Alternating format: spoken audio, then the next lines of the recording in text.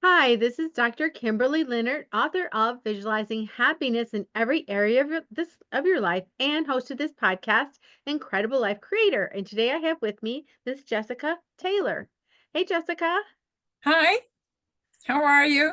I am I great. was just thinking when I looked you up on all your programs, how great it would have been if you'd have come into my life after my injury when I had no help. Would have been you could have been my mentor. Yes, thank you. Thank you. Yes, yes. If anybody knows of me, I do integrate people's vision, brains, and bodies, and that really does help if you've had a head injury. So, but just so people know you, I'm going to go ahead and read your bio. So Jessica Taylor was born in Ireland, 1938, and became a child stage actor and award-winning step dancer. In Surrey, UK, she was a nurse at an institution for the handicapped. The two royal sisters, Katherine and Nerissa, who were portrayed in the film The Crown, were patients there. In 1969, Jessica became the owner-operator of two cosmetic shops in Ontario. After having a life-threatening brain injury, some years later, Jessica campaigned for brain injury awareness. She has appeared on several radio and TV chat shows and given talks at many head injury conferences in Canada. Also featured in the Hidden Heroes TV show in Canada and the nationwide TV show in Kerry, Ireland. Jessica has also been honored by several celebrities, as well as Mary Robinson, a former president of Ireland, and Sarah Ferguson for her book and campaign, Brain Injury Awareness. So it's been a long journey for you, and here you are sharing your story. So start wherever you want. Tell us about you. Uh, you know, I can't imagine being a nurse in the 1950s and 60s. So, Yeah, really. Yeah. And especially it was actually at the Royal Earlswood Hospital in Surrey, England. Um, but it's called a hospital, but they built it to have the royal family children housed there because they couldn't have them obviously at Buckingham Palace, you know, or any other establishment that the royal family could live in. It was actually an institution and not a very nice one either. Um, but of course, they've all passed on now. I think we're going back many years. And I tried to find out a couple of years ago what had happened to the place, and it's been knocked down. So it's finished now. And there were other children. It was just full of children, special needs children. But there wasn't the facility that there is today to help them. You know, there wasn't enough. But it was an amazing experience. Yeah, it was. Yeah. yeah. But you started out as a child stage actor and step dancer. Yeah. So, In was your Ireland, when I was family in show business, or how did that start? they started out in show business, and it's still my nature. I'm movie crazy and theater crazy. Um, um, yeah, we were like a traveling. This was before big movie going stuff went on.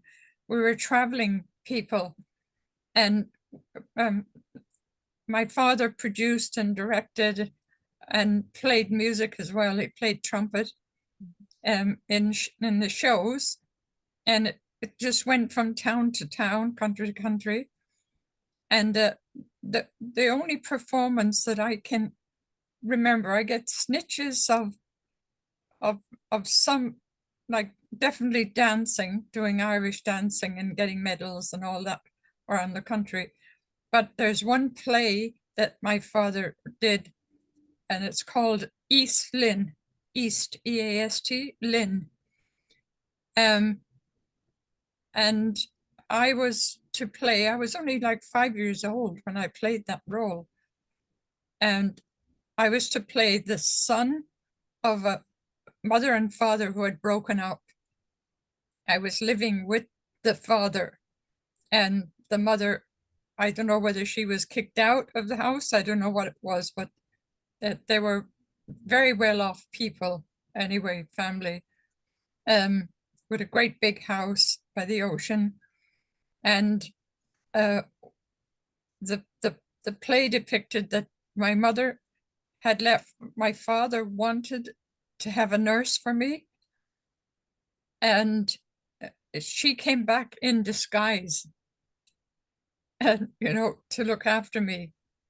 And then that's when the horror started.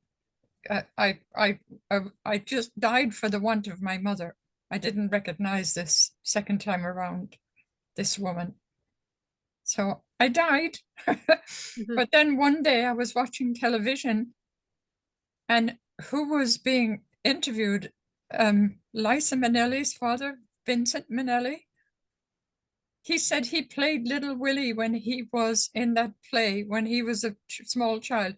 I wanted to jump into the television and just, me too, and grab him. I'd never heard of anyone else playing that role. And, it's not famous today. Obviously, if you mention it to people, they haven't a clue what you're talking about.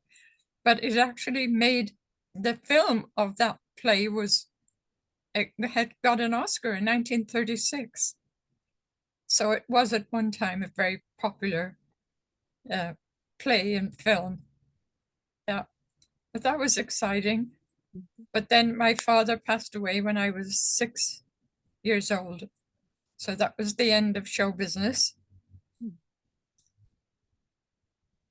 And then what happened from there? So your mother raised you? Yes, yeah.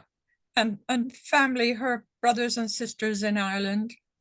I would go to them on vacation because Mum wasn't left with very much money. It was a difficult life for her. She learned dressmaking from her older sister and ended up, as a dressmaker. Even made men's clothes, would you believe? She just turned so talented with this. But then it was off to boarding school in Limerick, Ireland. That's not the most enjoyable thing for a child to, you're taken away from your family, and unless you form a great attachment with other children there, and kind of regard them as family, you've lost out on that, and can only go home on vacations.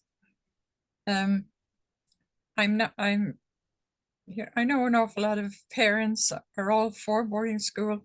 I'm not really keen on that kind of education for children. And when you were in boarding school growing up, so many of us have this idea, this dream, this thought of, okay, when I grow up, I'm going to be. When you were growing up, what were you thinking of? I think I was unclear, but my mother was a nurse prior to my father's passing and her life with my dad, and encouraged me to be a nurse. And I suppose then I didn't really have a big decision of my own, um, when I reached the age of 20, I wanted to go into show business again. But that peeled out. There were just uncomfortable things happening, and I didn't go for it.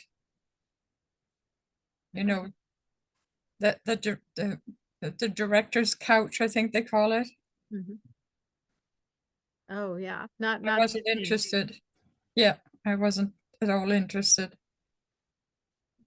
But then, I married an Englishman, Ken Ballinger, who's passed now, and we emigrated to Canada. and we were living in England at the time. He was an Englishman, and he was a naval airman, actually. And we emigrated to Canada, and I wasn't there very long before opening my own Merle Norman cosmetic studio. Oh, yes. I remember that growing up. Yeah, really, and Merle Norman then was spreading from America to Canada studios. But unfortunately, I opened on November 1969, and November 15th, when I was out with a sales rep on a location that I wasn't familiar with, I hadn't been to before. He just opened this door. And one thing I do remember, the color of the door was green. For some reason, I remembered the color of the door. And he reached in to put a light on, and the light was way too far down the wall. And I had been looking at a picture window to my right, to the right of the door, which had hairdressing salon, hair dryers and all that kind of thing. So I assumed I must be on ground level. And because I went into pitch darkness, there was just a tiny little landing and 15 steps down. And of course, I put my foot out. And as you know, the head is the heaviest part of the body. So I went head first down, like I was diving into a swimming pool. Only this pool was empty. Oh, And that there was a steel-plated, 12-inch steel-plated door at the bottom waiting for my head. oh. But one thing I believe that saved my life, it was wig boom year in 1969. And so I was selling bib wigs as well as cosmetics. And because I was open from 10 till 10 every day, I didn't have time to go to a hairdresser. So I wore this curly wig, some kind of a style like this now. And I think that's what, I mean, I was still split open on the right side of my head, 2.5-inch cut. But if I hadn't had that wig on, I think that would have been the end of me at the bottom of those stairs. So I sometimes think I should have called my book, instead of From Tragedy to Triumph, Reawakening My Broken Brain, I should have maybe called it The Wig That Saved My Life. Yeah. That's right. Yeah. But, the head injury is, people have no idea. The only people that understand it are those who've had a head injury themselves. And you know what an earthquake is like? The devastation of a severe earthquake. This is a headquake. Brain injury is a headquake. There's Yeah, no I've doubt never about heard it. it called that, a headquake. Yeah, But yeah, it's a everything gets headquake. shaken up, and you don't know where everything lands, or if things land broken or in different orientations, or not everything's going where it's supposed to anymore. And some things don't work and some things do. Yeah, yeah. And well, I think for me, the most devastating experience in the hospital was the fact that it was Toronto Hospital, and all those years ago, there was no CAT scan, no MRI, nothing. So it was willy-nilly guessing at, calling it concussion, not understanding the extent of brain injury. So you could say I was let out into the world with a severe brain injury, because it took me 16 years even to start doing things that you would do every day, normal things. But I have a theory of my own, and I believe I'm 100% right.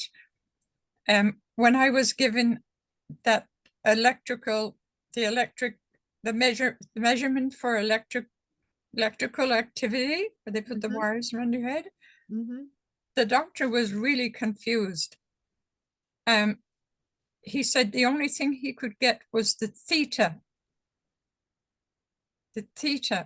and the theta level was predominant, and yet the theta level I've researched since then is what we have. You might know about it, I'm sure you probably do, when you're clairvoyant, or you're doing artwork, or you're doing anything of another dimension, and not our earth dimension. Because definitely I was like two people. I was one person on ground level, didn't know, I could swear here, that what anything about the world or anything about myself or family or business or anything. I couldn't do anything. I couldn't do anything at all. And yet this second dimension, the other Jessica of second dimension started writing poetry.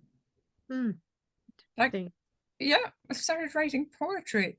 And then I developed fears of, I have no fear now of anything. It's all gone.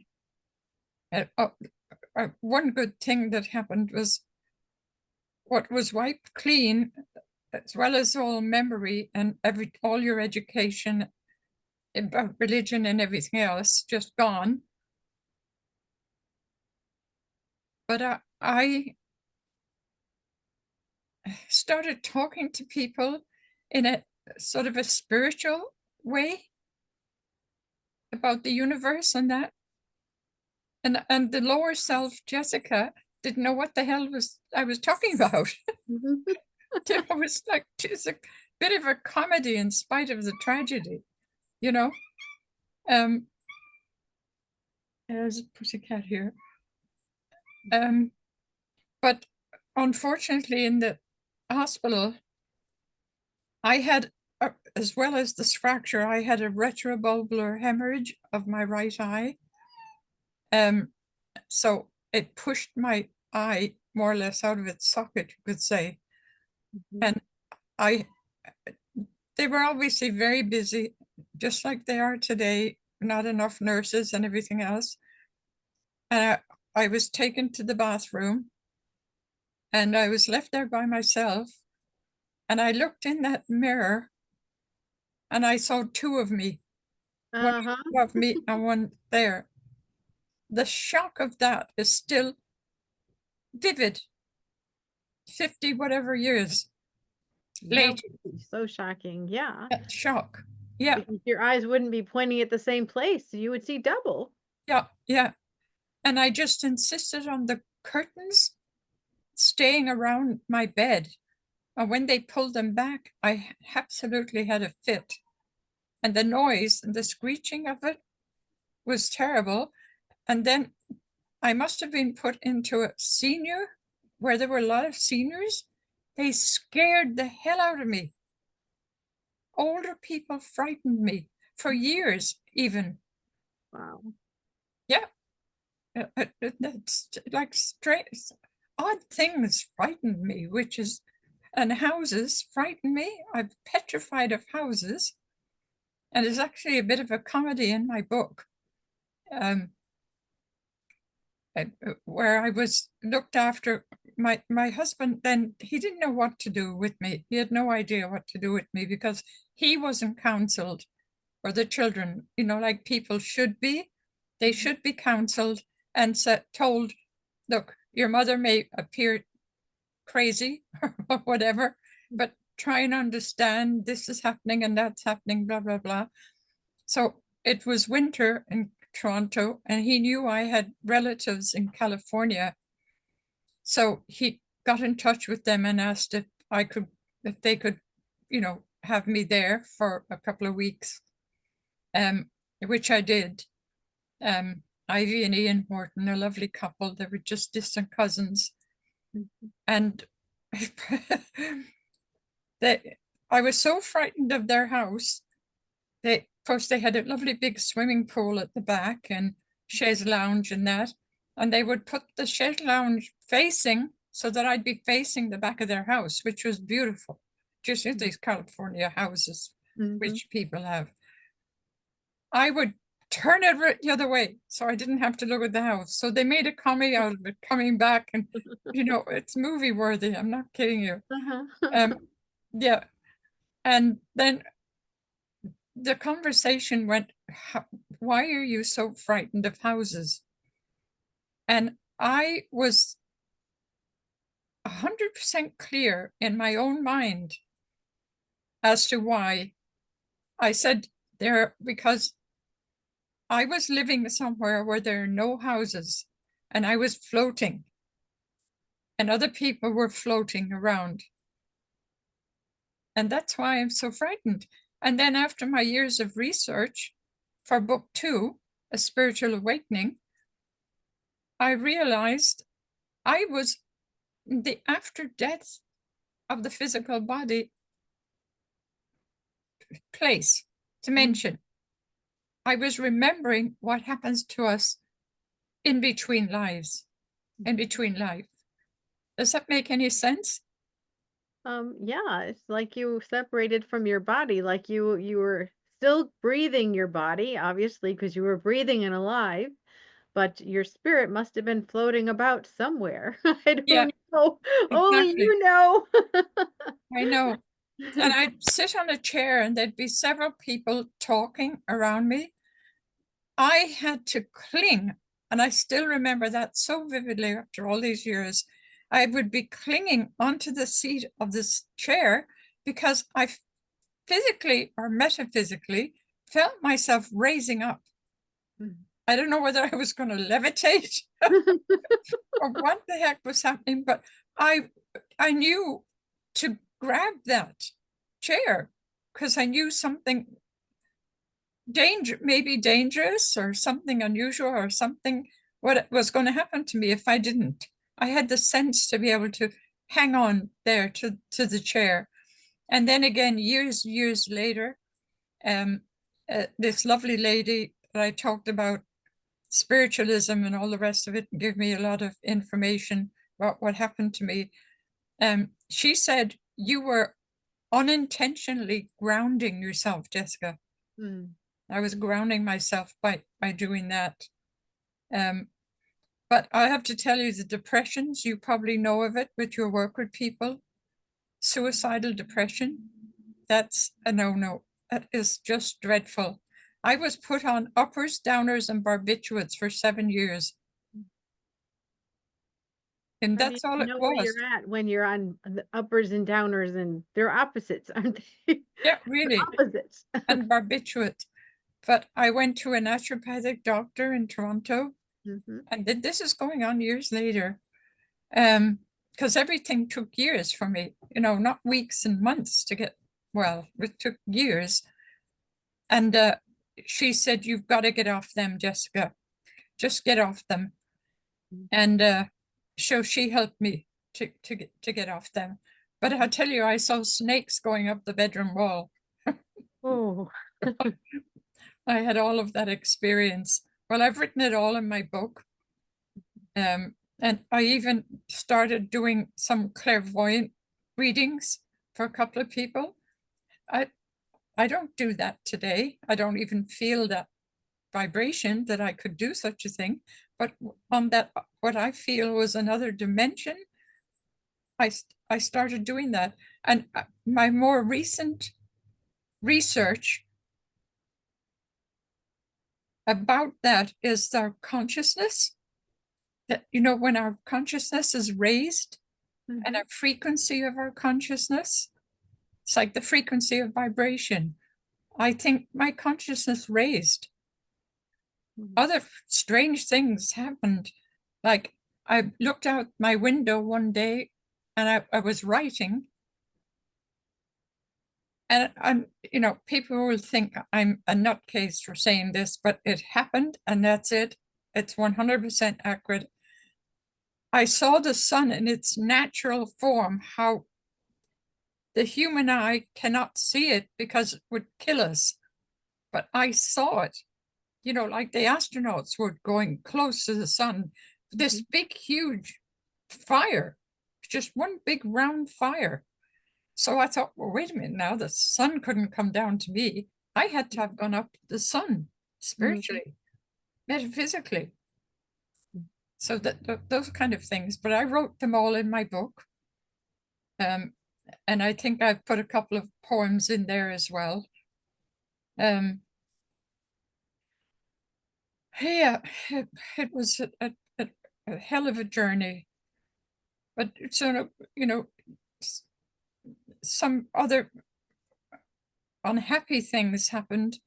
I had to go to my mother because I knew she'd been a nurse and that she could help me. And of course, she lived in England. Yes. So I left my husband, Ken, a very good man, and went to stay with my mother. But here we're talking about a wicked stepfather. And I won't divulge what happened there. It's all in my book. I want people to get that book and read it and understand more what it's like and watch their heads and be careful, what can happen to you.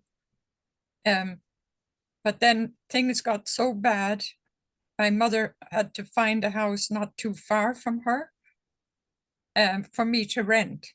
And it had a beautiful big garden. And that I needed. I needed to be out, and not in the house. It had French doors leading out from the sitting room. And so that was a perfect place. But the children lost their mother. I wasn't a mother to my children. I literally wasn't a mother to my children. And again, in the book, I have written about how they had to go to their father in Canada for a while, which actually did help to a certain extent. Me, not them. It was dreadful for them. And especially my youngest daughter, Deborah, who literally became the mother figure. Like I couldn't go to the shops because I couldn't remember how to get there. And Debbie would take me. My youngest daughter would take me. And phone number, she'd remember. I couldn't remember anything like that.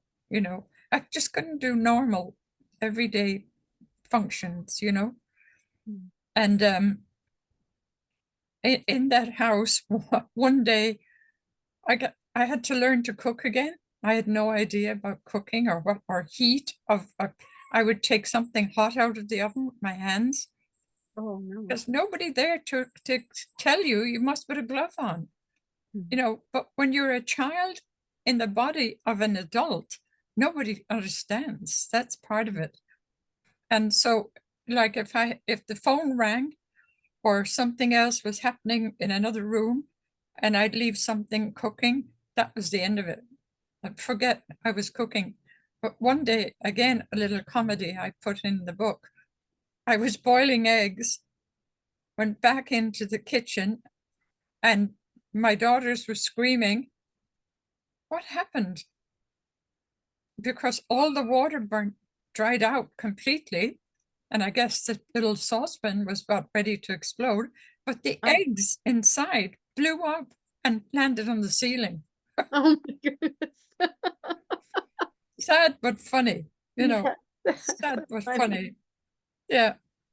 And then when the children were away, again, it was a sense of freedom, I suppose, a bit for me, that I didn't have to try motherhood, which I was not capable of doing properly. Like I couldn't part, children, you part their hair in the middle and you put two little it was all crooked, that kind of thing went on. Devastating for children of somebody who's had a brain injury who gets no instruction what to do or no help. And this is happening all over the world. And this is what really breaks my heart. And that's why I want this book to circulate as much as possible so people know what's going on and maybe some changes will take place for the better, because they're still not better today. They're not good enough today. you know, they're not good enough. But when the girls were away and I was on my own, I don't know what made me do it. I wasn't in actual the city of London. I was on the outskirts in another town. And something tempted me to go to London. It was either, again, the strong side of Jessica, the determined girl, not going to let anything beat me. I'm going to see if I know how to ride a subway or a bus or get a taxi or whatever, you know, go somewhere. And oh no, yes, I do remember. Sorry, the little smidgens come back here. My mother and stepfather took me to this place in the south of England, one of the coastal areas, for a little vacation. And it was only like a day or two. And I met a guy there. And over the years, again, I wrote in my book, I met the wrong kind of guys because I had no way of, you know, understanding to check them out or whatever. It was just, they're there, go for it, you know, kind of thing. Alcoholics and you name it. It's all in my book. And so this guy gave me his number, or I gave him my mother's number. I haven't got vivid memories of that, but he said he wanted to take me to a beautiful place called the Balbon to go dancing. And so that's why I went to London. That, yeah, the Balbon was there, that beautiful dance floor and a little swimming pool with a bridge going over it. You could walk across, you know, all that kind of thing.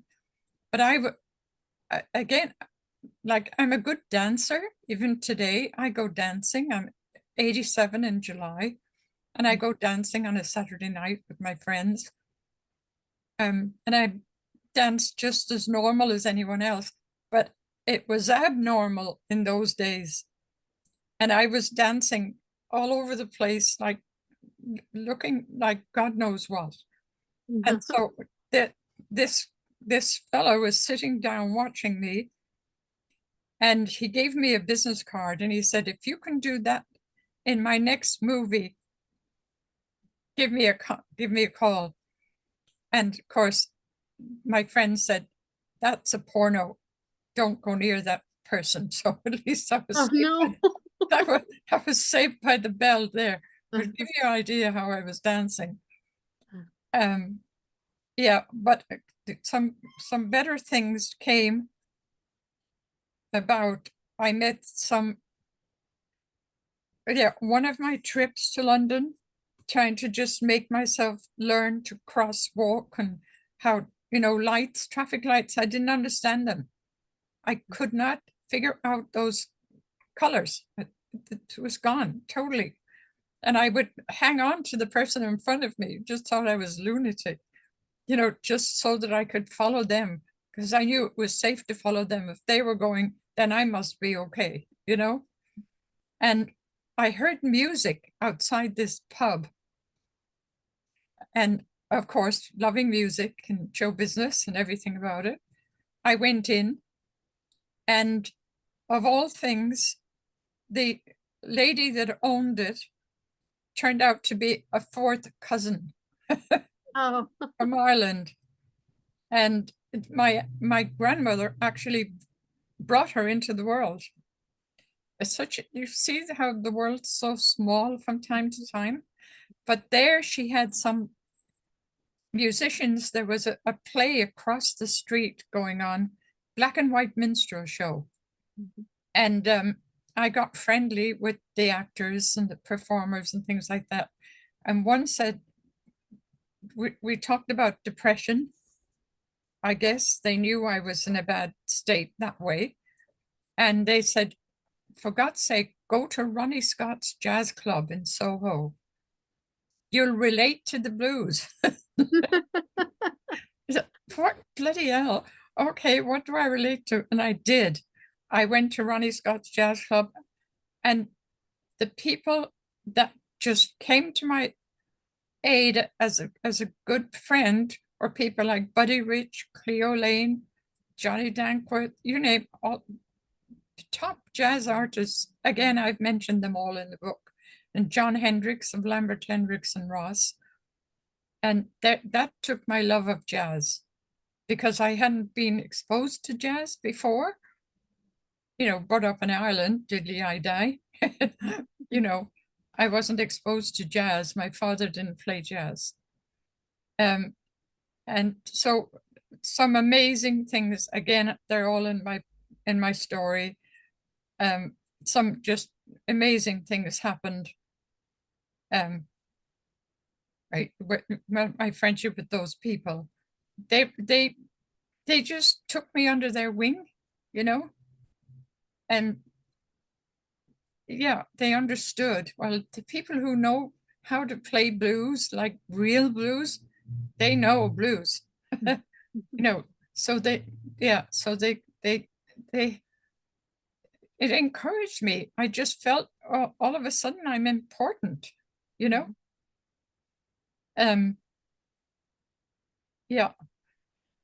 But I have another theory about people who've had brain injury, that the medical profession should be looking into, and I've mentioned that in my story as well. You know that we have a synapsis that goes from cell to cell, the millions of cells all around our brain. That synaptic cleft, one woman studied it years ago and wrote that there's quantum energy in the center of that cleft.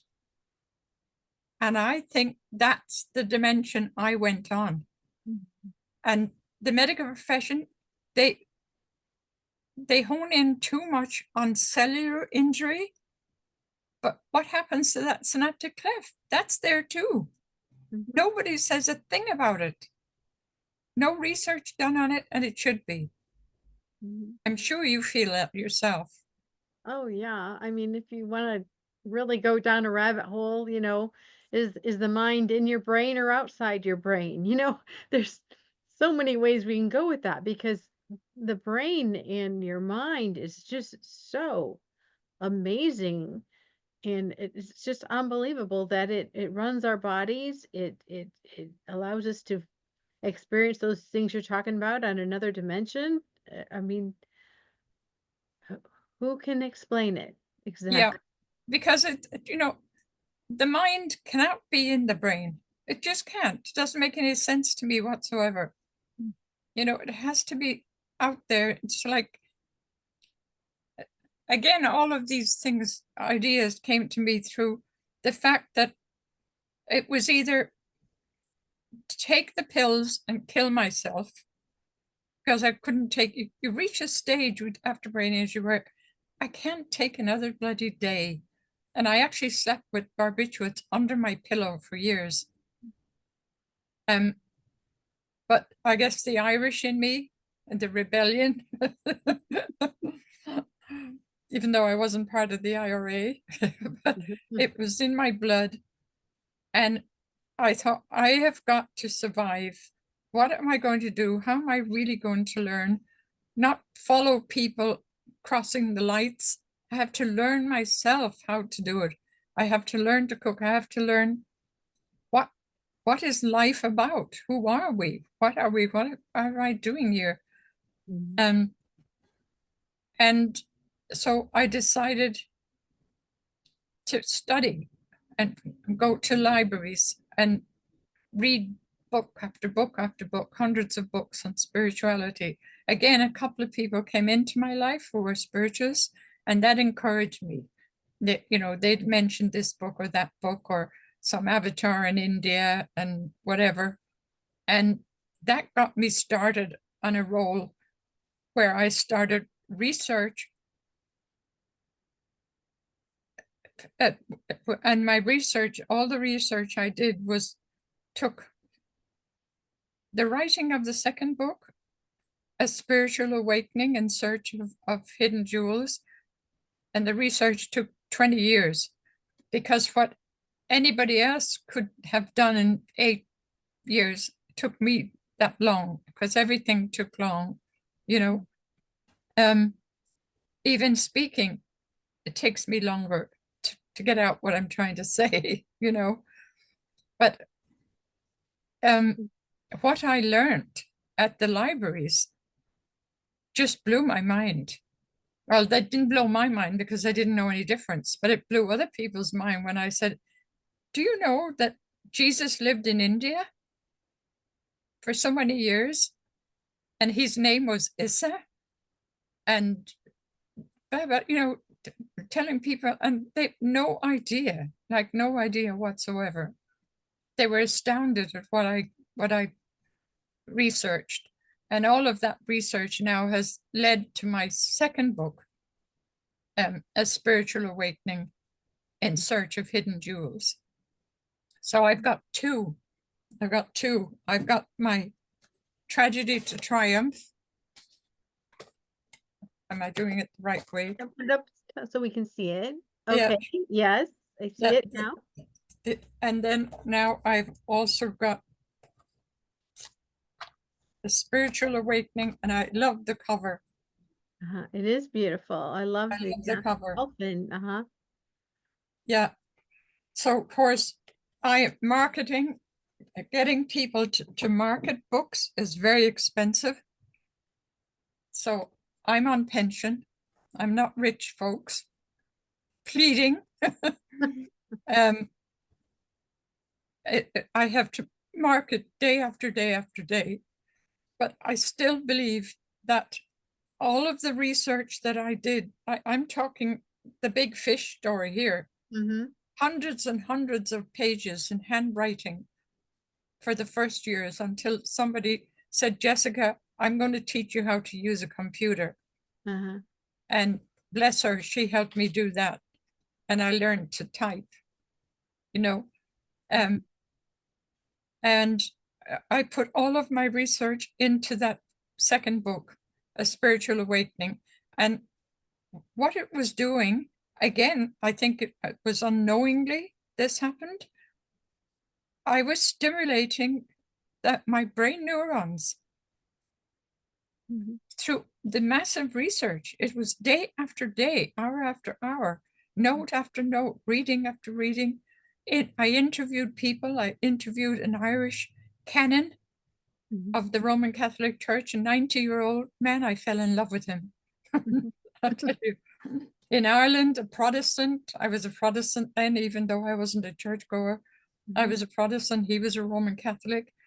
And like if people saw me going into his house and kind of gobsmacked, you know, totally gobsmacked. But we became great friends. And he gave me secrets that are all in my second book.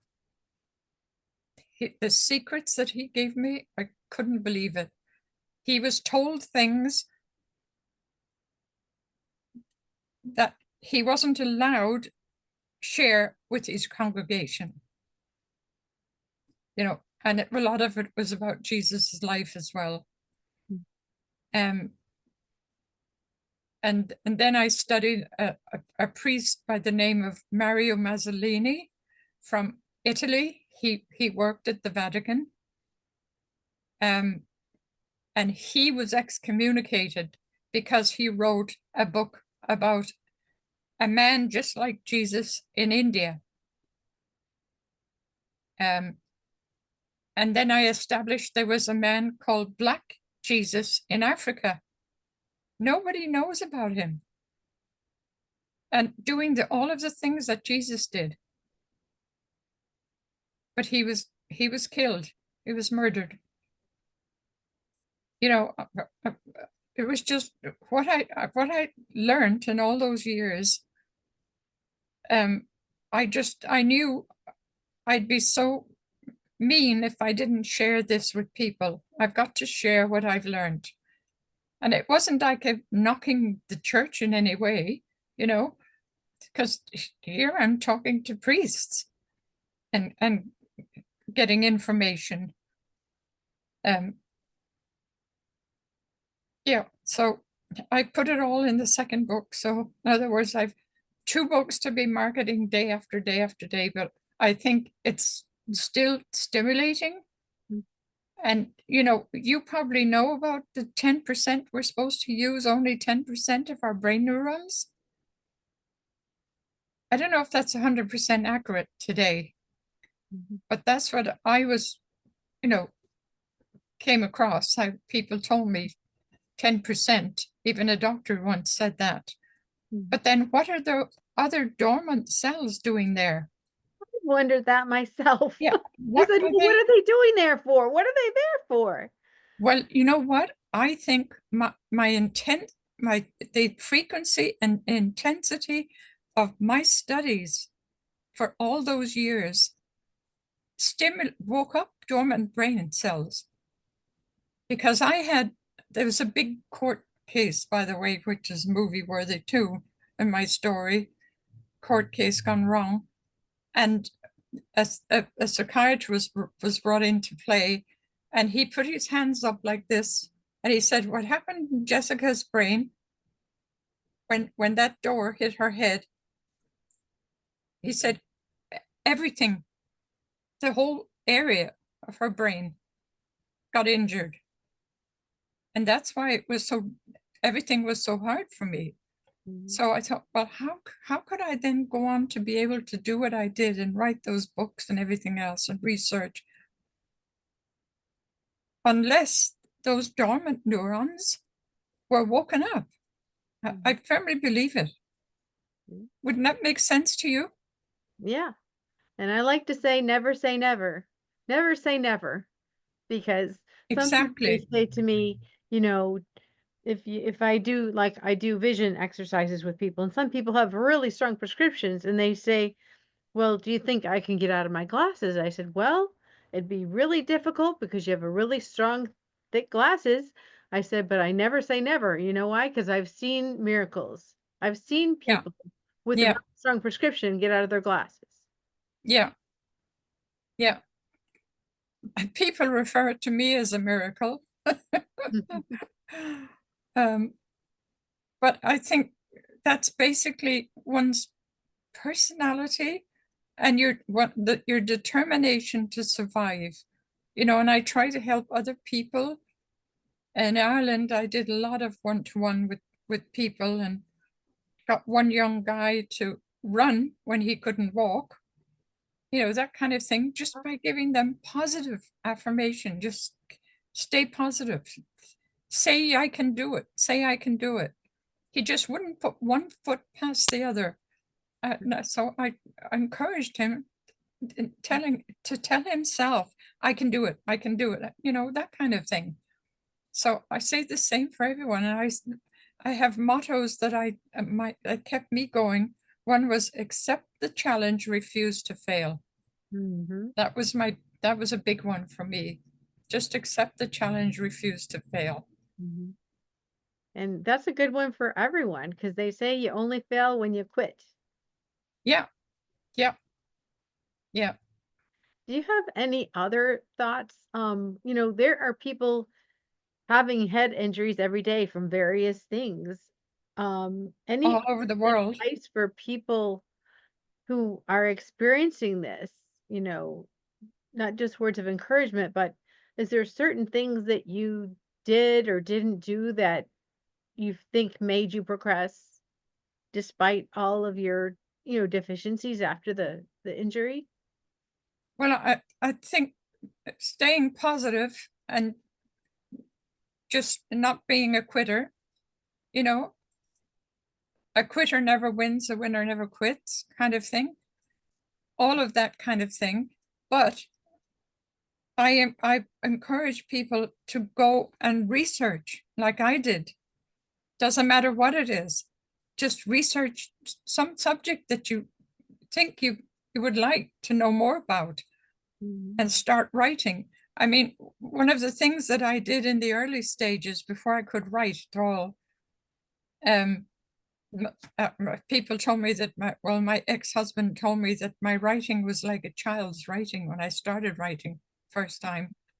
And um, what I would do is, to help my memory, I would write, say, 6 words and make myself remember. Now, I could only remember 2, but then gradually I'd remember 3, then I'd remember 4, and then I'd remember the 5.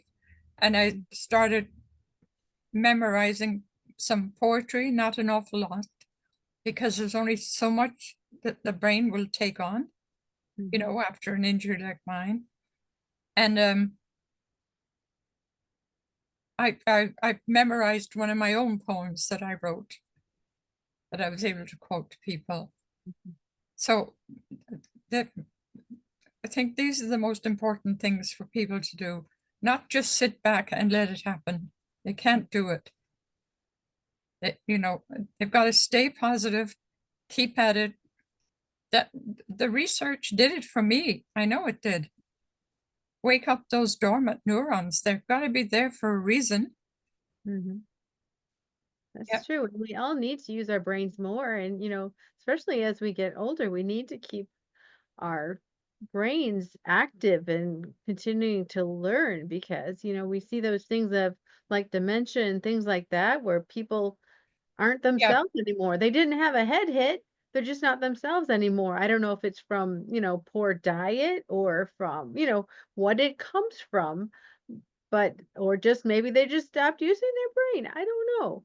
But we I have think to it's a lot to do with that. And I've noticed as well, seniors who live alone and don't socialize, they get dementia very quickly.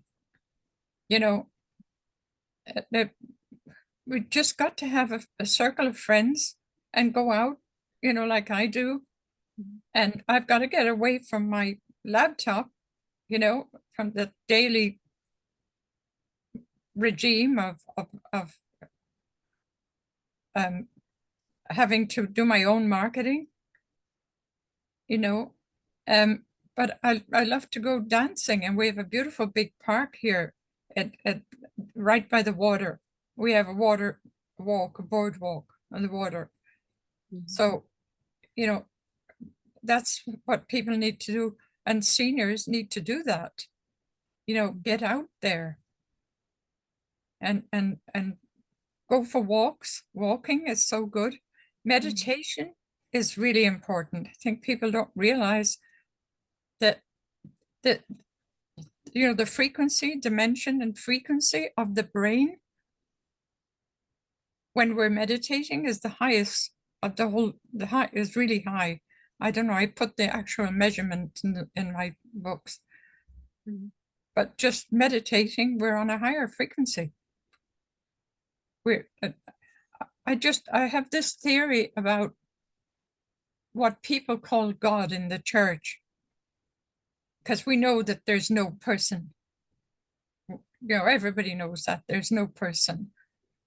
And I believe it's the rate of consciousness. Consciousness has to come, it doesn't come from our brain. Even the scientists are saying that now. It's out there, consciousness. And my firm belief is that it comes from the universe.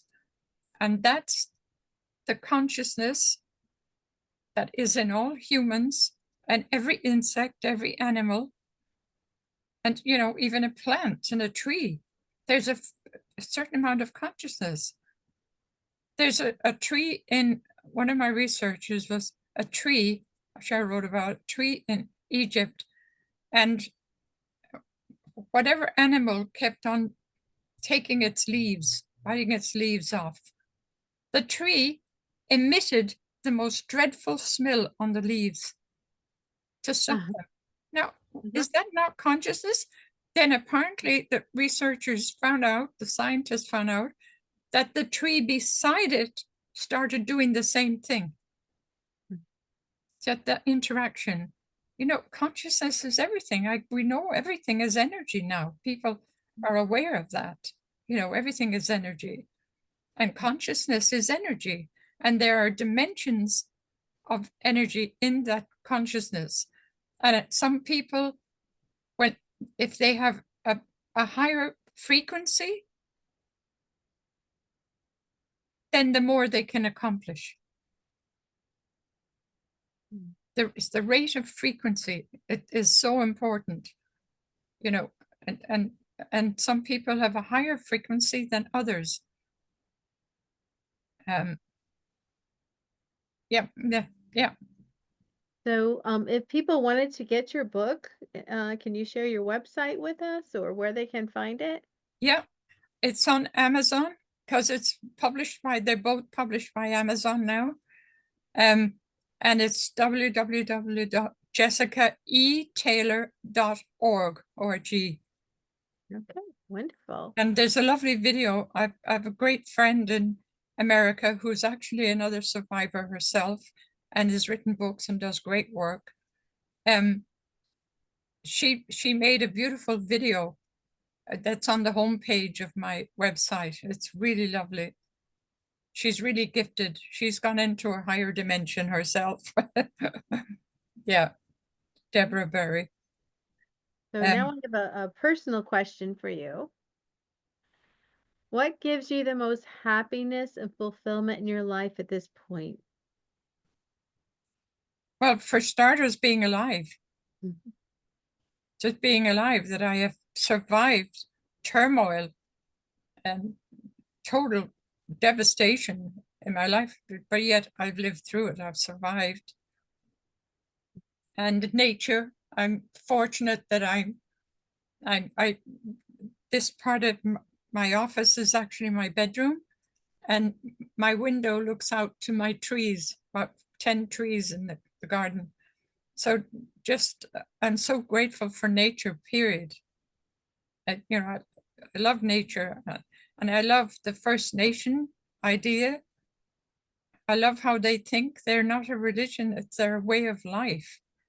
I love that. Their care for, that they say we're all one, which I believe as well. We're all one. And that's to do with that same consciousness that comes down to us all. That's my belief anyway. I can only put in my books what I believe myself. And it's up to people if they want to say, well, she's cuckoo, or I believe her, Exactly. Well, thank you so much for being on the podcast today and for sharing your knowledge, your experience. Thanks, and thank you for the lovely work you do for people. That's what's needed in the world today. And there are a lot of people helping others, which is a good thing. There's a lot of devastation going on, especially in America, but there's so many good people that counterbalances it, helping others, which is great.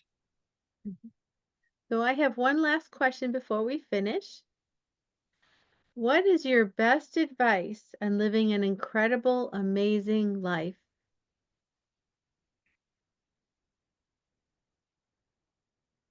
But that's a difficult one because it either means for the general public or for somebody who's had a head injury. Well, you can choose whichever one you want to share. You have to say it again now because the recall isn't good. Sure. What is your best advice for living an incredible, amazing life?